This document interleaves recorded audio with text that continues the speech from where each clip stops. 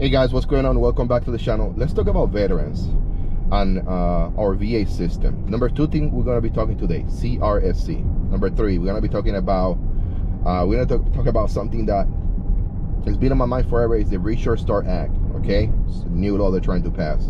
Okay, and number four, we're going to talk about med boards. So number one, guys, let's dive right into it, guys. The VA health, I think that's what I say. Yeah, VA health system, guys.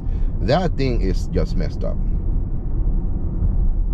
So, and I gotta be honest with you. I've been out of the military, retired since 2018. And let me tell you something, man. That thing is a BITC. You know the rest.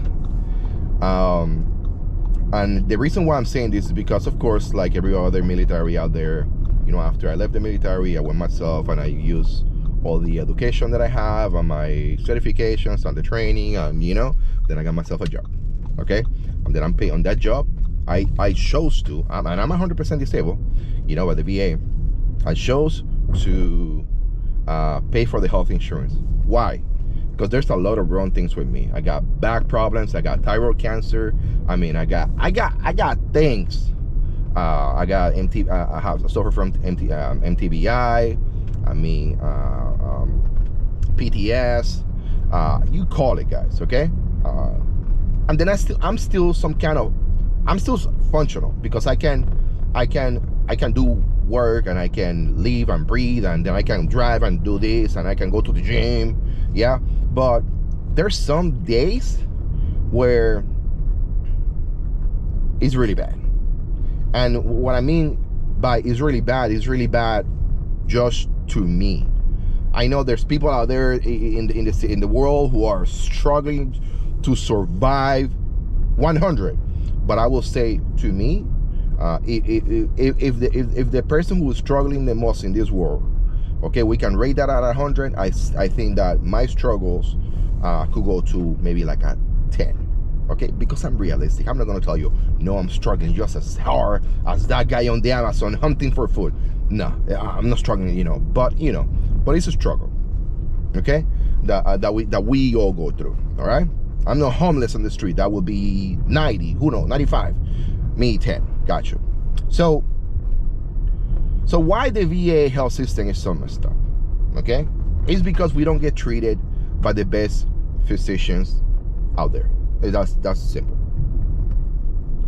So in my job, I pay for my health insurance. So for example, I need a root canal. If I go to the VA, I will receive care from the doctor that is at the VA who works there. Let me tell you something about doctors at the VA. Okay, they don't have something called malpractice insurance. Okay, the doctors at the VA, the doctors don't have to pay for malpractice insurance. Somehow the VA has some type of something with those doctors. They don't pay for that shit. If something gets wrong with you, the VA take care of it. The VA cover it. So in retrospective, if something goes wrong with you, the taxpayer, the military, we pay for. They just keep increasing. You know, if you know what I mean. Okay, the shit just keeps increasing. It's crazy. It's crazy, guys. It's crazy. But anyway, I wanted to get that out of the way. Listen up, guys. Don't shoot the messenger. I think that we deserve better. I think that the veterans deserve a heck lot better. Let me tell you why. After I left the military, excuse me. Sorry. After I retired in 2018, when I left the military, I decided, hey, I'm never coming back. Bullshit. I went back to work for the government within a month. So I took no break. It just happens. Okay. And the first thing that people told me, oh, you got VA, you don't need insurance. And I was like, why my company, why my employer is telling me that as a veteran I should not opt in for their health insurance? And I was like, you know what, I understand what you're saying, but let me opt for everything and anything that you offer. You know, my premium with that company went for, I don't know, $67 every paycheck. It's 6120. It's like $240 a month. I used to get paid weekly. All right, and I was like, cool, yeah, sure. So I enrolled myself, with my wife. I think even my daughter was included. They have a crazy deal, you know, brand new car, yeah, whatever. So 2019, I go to the VA, and the first thing that the VA doctor told me is like, let's do some based on your weight, based on this and that, based on your based on the, you know, the things that are going in your life. We're thinking that you are either hypo or hyper, that you have hypo or hyperthyroidism. You know, telling me your thyroid is out of control. They did some blood tests. Yeah, and the doctor is like, oh, we love to like do surgery, this and that, you know, all these kind of things. And I was like, wait a second, let me get a second opinion.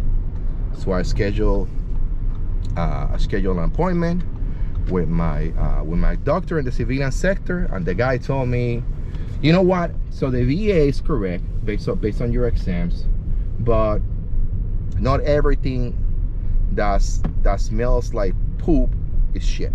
You know, they told me let's take another approach. Let's take a look at what is happening with you.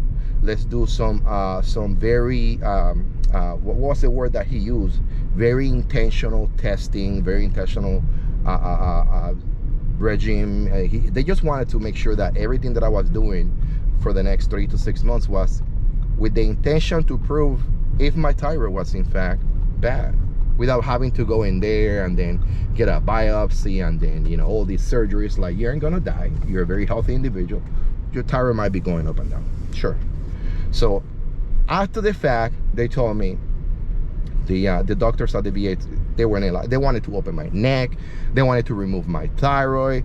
They told me, you know, this is the only option. They just want to get time behind the knife. Okay, they just wanted to, you know, get time behind the knife. One of the things that I learned about the VA was that the VA doesn't have, or the doctors that conduct surgeries at the VA, they don't have malpractice insurance. They don't have to pay for that shit. And then if you're a doctor out there, or if you're a lawyer, or if you know anything more than what I do, please let me know in the comment section below. But my understanding is that those guys don't pay for malpractice insurance, because if something goes wrong with you, the VA pays for it. If something goes wrong, they just write it off to the VA. So you go to the VA, they do a surgery, something goes wrong, you're 30, now you're 50. Keep on going, Ricky, bye-bye. And that pisses me off. That pisses me off. If you go to the dentist at the VA, they do a root canal, they mess you up. Now you have, you know, whatever, they have to do surgery, you're 10, now you're 15 now. And I was like, what in the world is happening, you know? So and the question that I have is, if something goes wrong with me at the VA, can I sue them? You know, if they do some open heart surgery and they leave a screw or a surgical tool inside of me, and then, or a phone, and I'm in the middle of the night I start vibrating because I'm receiving a phone call, can I sue them? You know, I don't know those questions. I don't know those answers. So what I do know is that the care that I was getting at the VA was okay. You know, it's nothing bad with that. You know, with that care, it's okay care. But the care that I was getting from my doctors on the civilian sector was intentional to take care of me. Okay, so down the road, I realized that the doctor that I was seeing outside of the VA was one of the top 3 most renowned doctors when it comes to the hyperthyroidism. So to me, it was like, wow. So I started thinking as I was thinking, I came with the idea of, or I came with the question in my head of, why don't we have a rating system that classify all these doctors based on their specialty in scale of 1 to 100 or 1 to 10, something like that. So when you are receiving care from these physicians, you can look back and you can say, well, I'm getting this care from this physician who is rated 40 in the US national database, when in the other side, if I spend X amount of dollars on my own health insurance, I can be receiving healthcare services from this other doctor in the civilian sector who is rated at 10 or 5 or 2. or like I was lucky to one of top 3.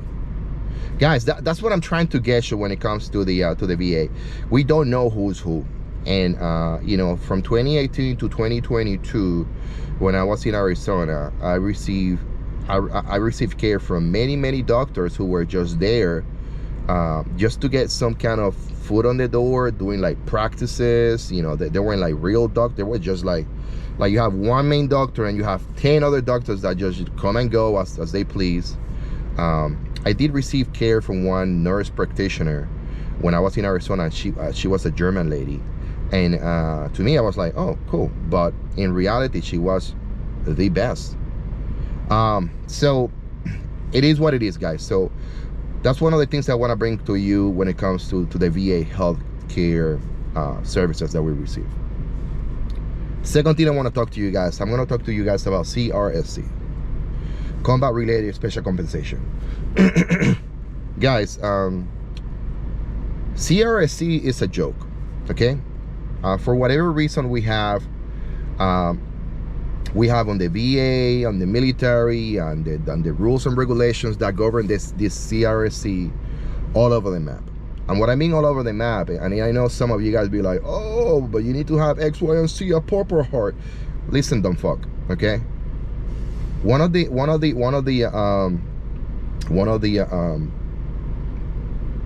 factors for you to receive CRSC is for you to be wounded in combat, okay?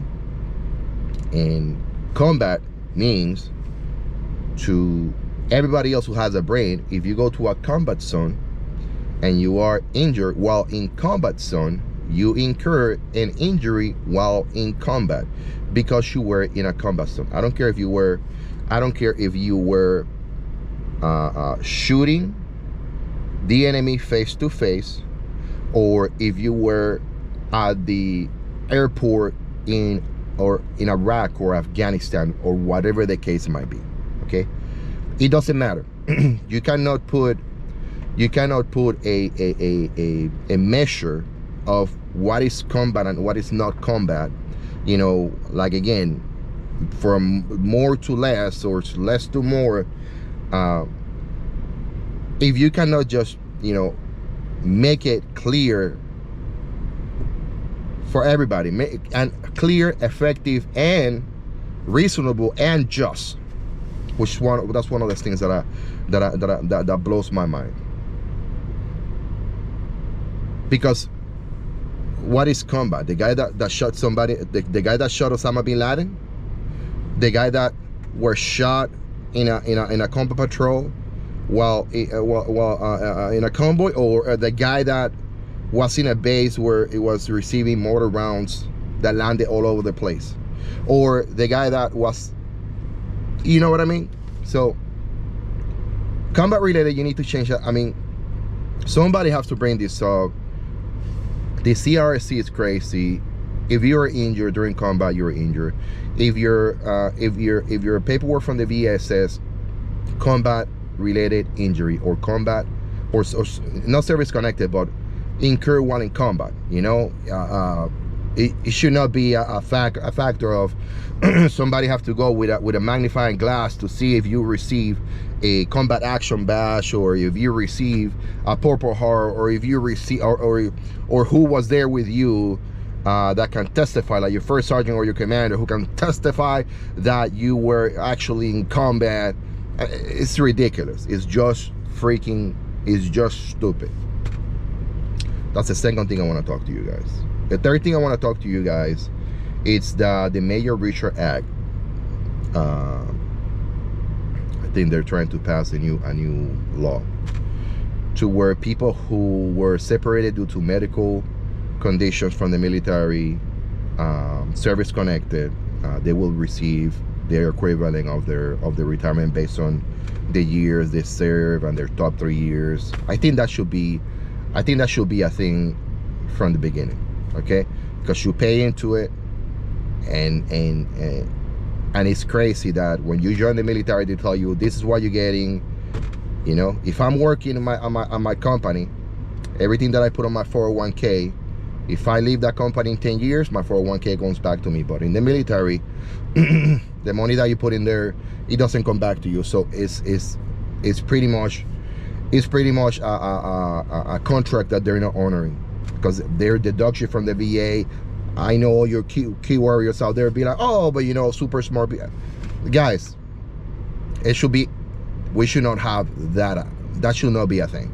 Okay, if you were in the military for 5, 10, 15, 19 years and a half, and you were not able to retire because you were discharged in lieu of a medical condition, service connected, whatever the case may be, you should receive your pension. Okay, because you were not able to finish your service due to some situations that happen that are service connected. Okay, so that's my piece on that one.